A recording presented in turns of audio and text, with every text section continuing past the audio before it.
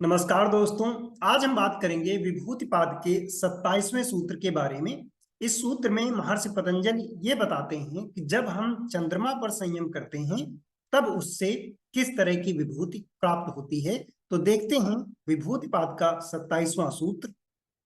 विभूतिपाद का 27वां सूत्र है चंद्रे तारा व्यूह ज्ञानम। चंद्रे, चंद्रे का अर्थ होता है कि चंद्रमा की बात हो रही है यहाँ पर। चंद्रमा में संयम करने से, संयम शब्द का उपयोग इन्होंने किया है। लेकिन सारी विभूतियां कैसे प्राप्त हो रही हैं? वो हो रही हैं ध्यान, धारणा और समाधि से, जिसको संयम कहा जाता है। तो यहाँ पर संयम शब्द अपने आप कंसीडर किया जाएगा।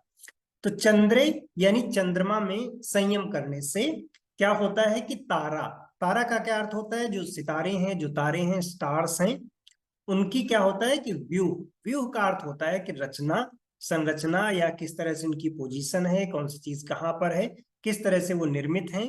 तो उसको, उसका मतलब हो गया कि व्यू।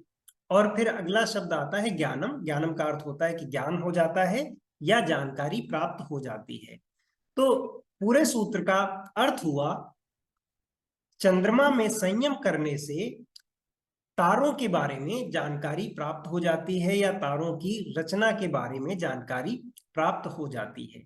तो यहाँ पर महर्षि पतंजलि यही बता रहे हैं कि जैसे पिछले सूत्र में उन्होंने कहा सूर्य में संयम करने से हमें क्या पता चलता है, फिर उसके बाद ये बता रहे हैं कि चंद्रमा में संयम करने से हमें जो तारे हैं, जो सितारे हैं, उनकी स्थिति के बारे में जानकारी प्राप्त हो जाती है, उनकी रचना के बारे में हमें जानकारी प्राप्त हो जाती है।